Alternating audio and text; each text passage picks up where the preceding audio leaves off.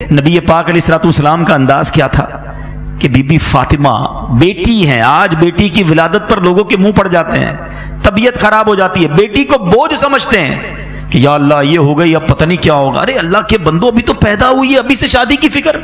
جس رب نے بیٹی دی ہے وہی انتظام کرے گا نا. وہ خالق ہے, وہ مالک ہے, وہ رازق ہے.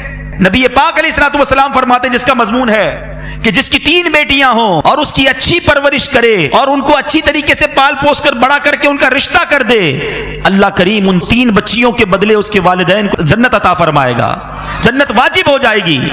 صحابی رسول نے عرض کی حضور اگر کسی کی 2 بیٹیاں ہوں, اللہ کے حبیب فرماتے 2 بیٹیاں ہوں تب بھی جنت واجب ہو جائے گی. جب پہلی بار میں یہ حدیث پڑھ رہا تھا نا, میں سوچنے لگا میری تو 1 بیٹی ہے. صحابہ بھی کمال کے تھے, یقین کرو ہمارے کام آسان کر دیے. اسی حدیث کا اگلا جزتا صحابی رسول پوچھتے ہیں اگر حضور اگر 1 بیٹی ہو تو, اللہ کے حبیب فرماتے 1 بیٹی ہو تب بھی جنت واجب ہو جاتی ہے. ارے بیٹی تو جنت میں لے جانے والی ہے اور تمہیں بیٹی ہو گئی تو پریشانی ہو گئی, موڈ آف ہو گیا, میاں بیوی میں لڑائی جھگڑے. ارے عورت کے ہاتھ میں ہے کیا بیٹی پیدا کرنا؟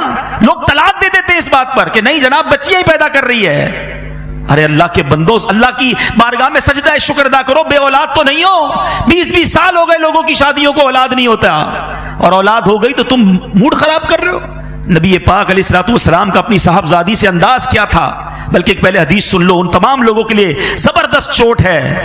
اللہ کے حبیب فرماتے بیٹیوں کو برا نہ کہو. حدیث پاک کا مضمون ہے بیٹیوں کو برا نہ کہو کہ بے شک میں بھی بیٹیوں والا ہوں. اللہ کے حبیب نے اپنے آپ کو صلی اللہ علیہ وسلم بیٹیوں والا کہا اور فرمایا یہ تو ماں باپ کے لیے بڑی محبت والیاں ہوتی ہیں. اور میرے میٹھے اسلامی بھائیوں, نبی پاک کا کیا ایٹیٹیوڈ تھا. خاتون جنت بی بی فاطمہ, نبی پاک اگر بیٹھے ہوتے اور بی بی فاطمہ آتی تو نبی پاک کھڑے ہو جاتے, بیٹی کے لیے کھڑے ہو جاتے, اپنی بیٹی کا ہاتھ چومتے. جدھر نبی پاک بیٹھے ہوتے ادھر بی بی فاطمہ کو بٹھاتے اپنی جگہ پر. اور جب نبی پاک بی بی فاطمہ کے پاس جاتے, بی بی فاطمہ کھڑی ہو جاتی ہیں, پیارے آقا کا ہاتھ چومتی اور اپنی جگہ بٹھاتی. یہ ہے میرے آقا کی سیرت. سیکھو نا کہ بچوں سے پیار کیسے, بچیوں سے پیار کیسے.